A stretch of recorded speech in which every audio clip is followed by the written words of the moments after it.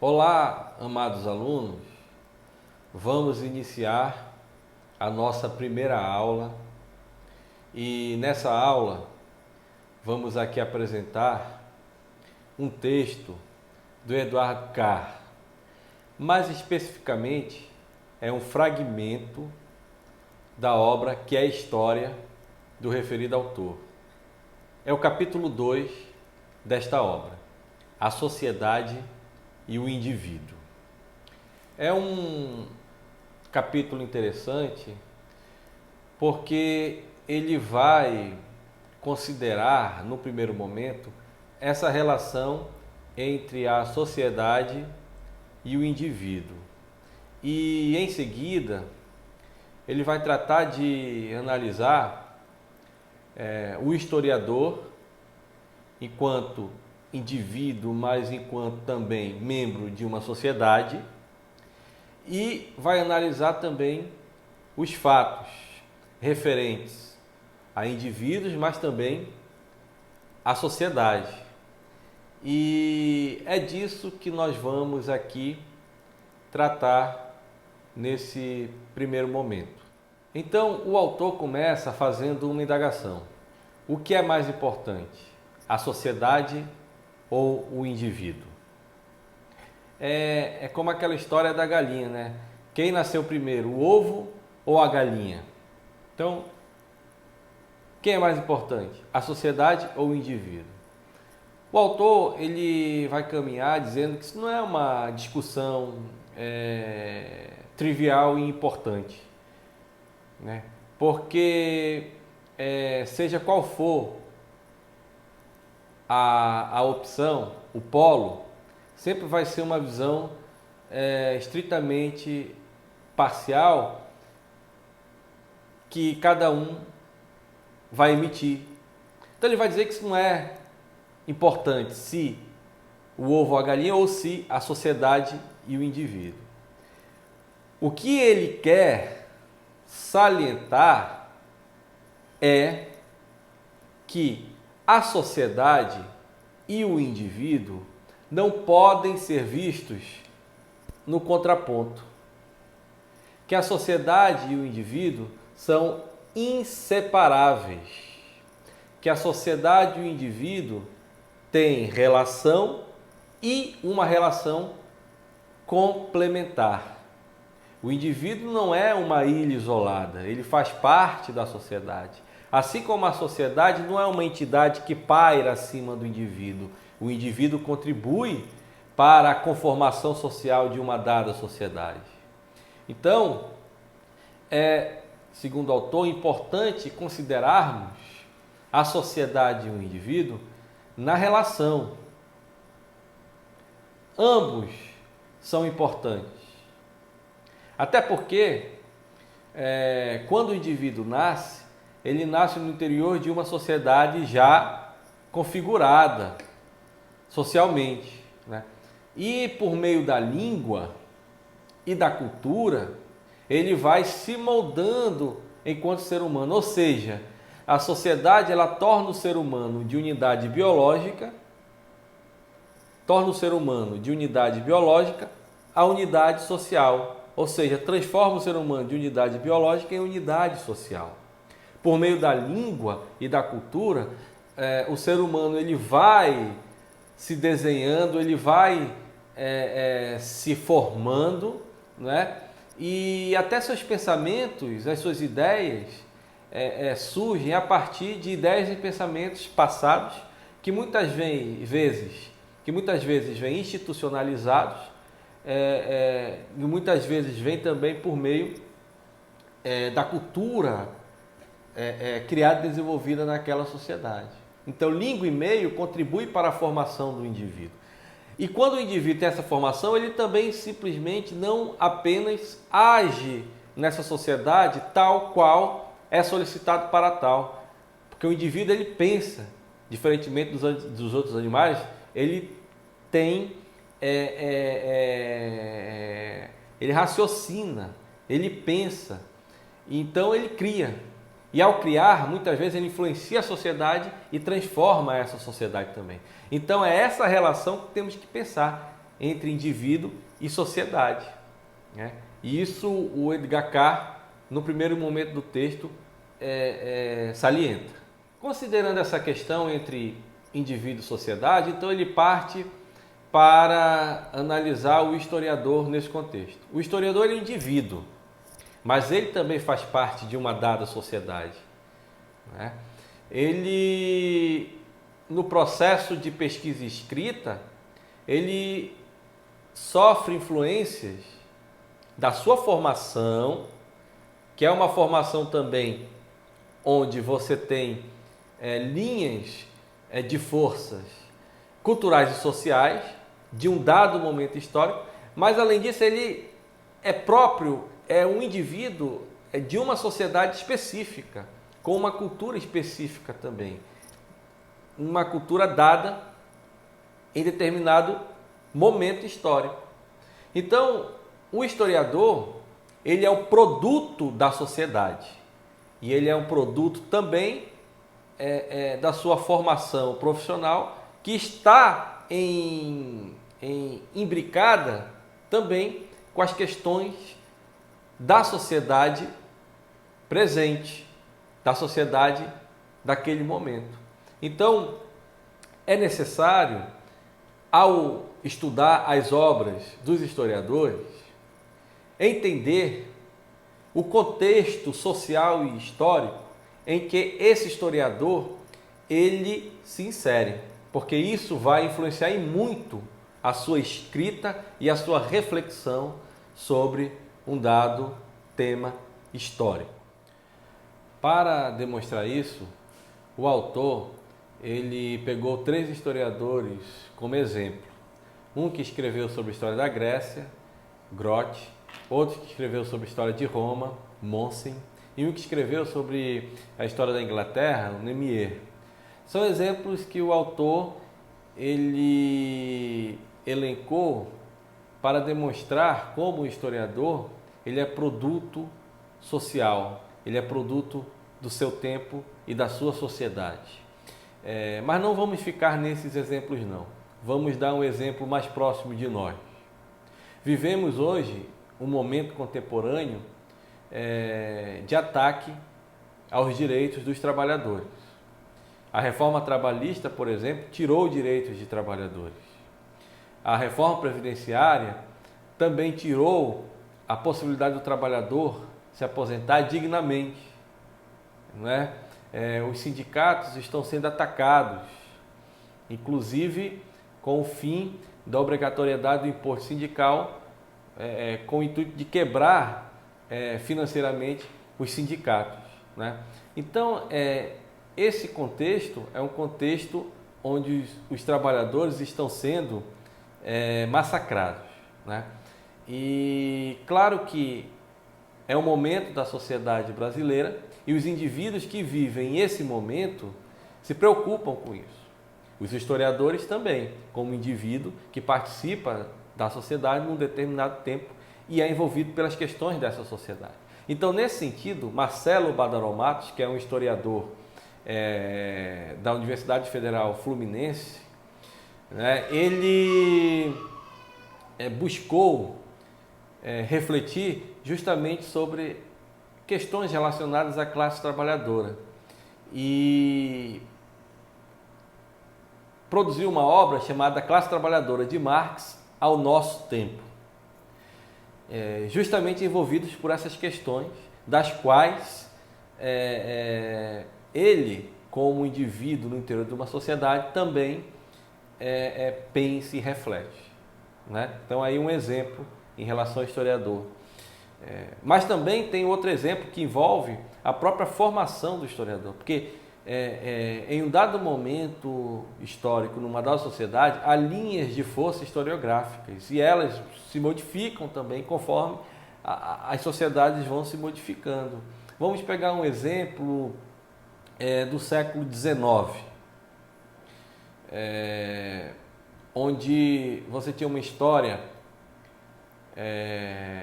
muito preocupada com a esfera política, com personagens políticos, militares, onde essa história era factual, né? Os documentos oficiais como os únicos que possibilitavam voltar ao passado, uma vez que ali a ideia era que continha o fato histórico, então esses documentos eles precisavam passar por um atestado de veracidade, enfim, né?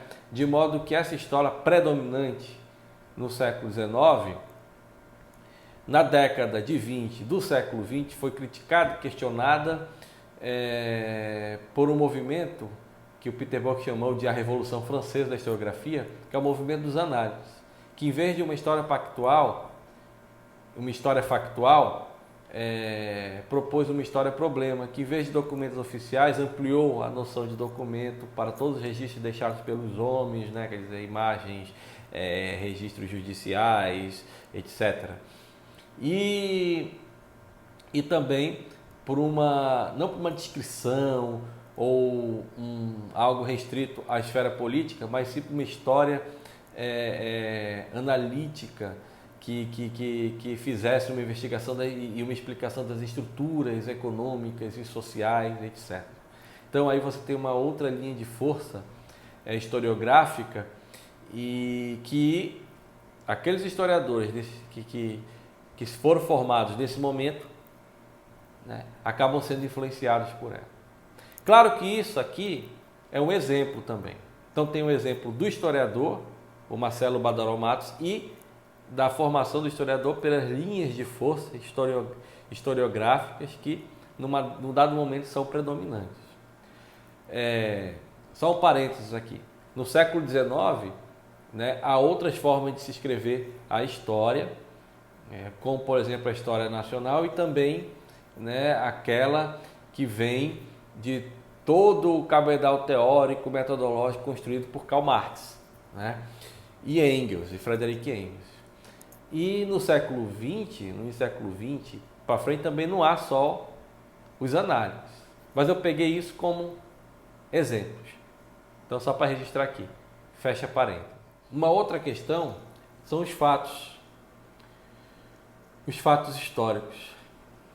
Eles se referem a indivíduos ou a grupos e forças sociais, né? Segundo o autor, a ideia de que o indivíduo é motor da história, ela é limitada, inclusive ele fala em um estágio primitivo da consciência histórica, claro, considerando isso e essa perspectiva, né? No entanto, quando se busca o indivíduo inserindo-o no seu contexto e percebendo-o como elemento agregador e promotor de forças sociais, então é uma biografia histórica interessante, pois considera o indivíduo no interior da sociedade, na relação com outros indivíduos, com outros grupos, né? E que consegue agregar uma série de outros indivíduos e grupos a favor de algum projeto, de algum interesse, né? E realizam movimentos nesse sentido. Isso é uma coisa. Outra coisa é considerar o indivíduo, numa biografia, como ele próprio conduzindo a história sem essa relação, isolado e etc, né? Então, é preciso atentar para isso. Uma outra questão é que os indivíduos na história, eles são importantes, principalmente, e aí o autor coloca isso no texto, quando estão juntos. São milhões de indivíduos, porque aí eles viram forças sociais, né?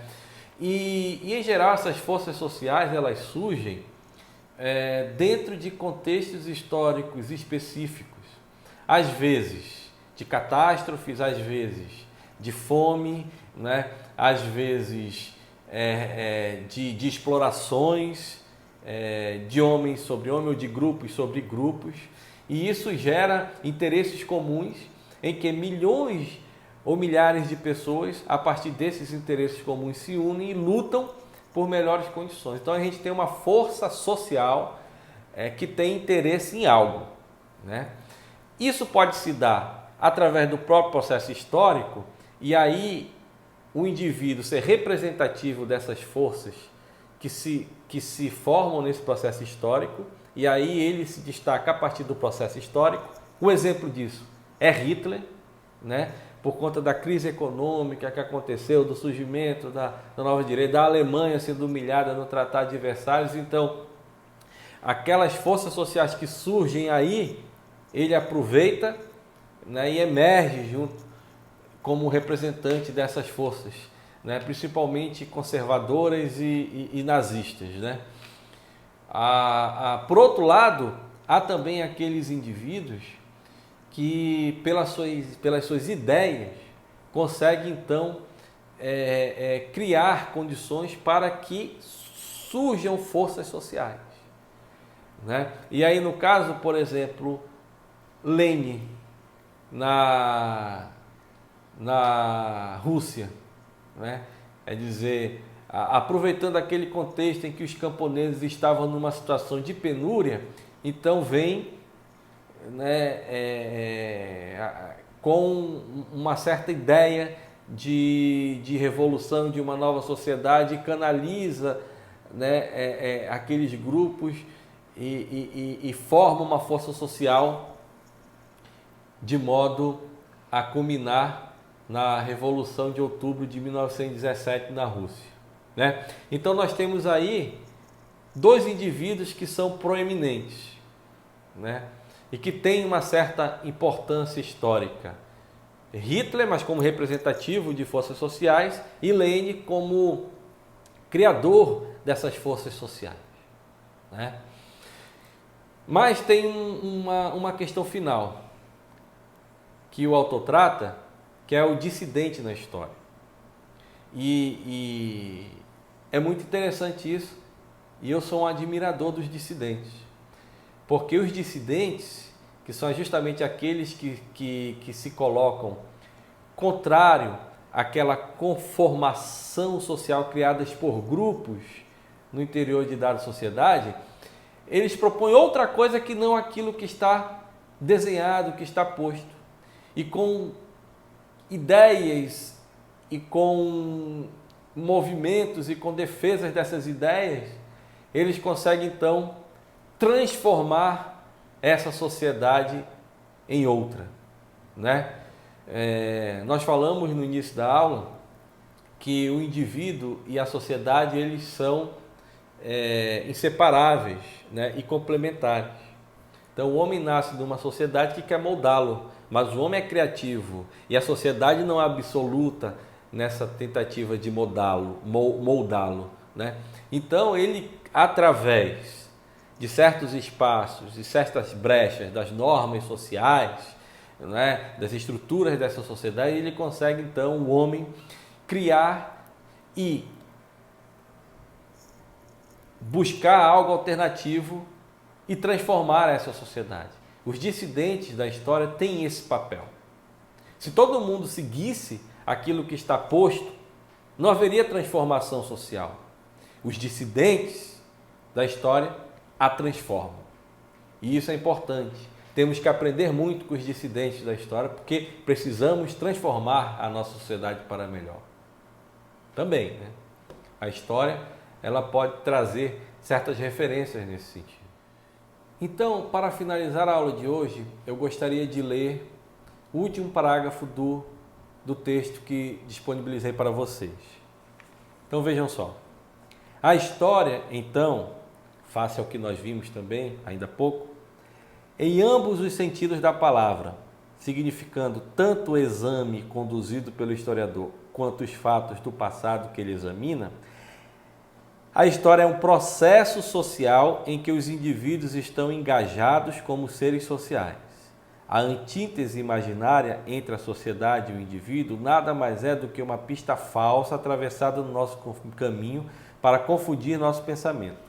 O processo recíproco de interação entre o historiador e seus fatos, o que denominei diálogo entre passado e presente, é um diálogo não entre indivíduos abstratos e isolados, mas entre sociedade de hoje e a sociedade de ontem.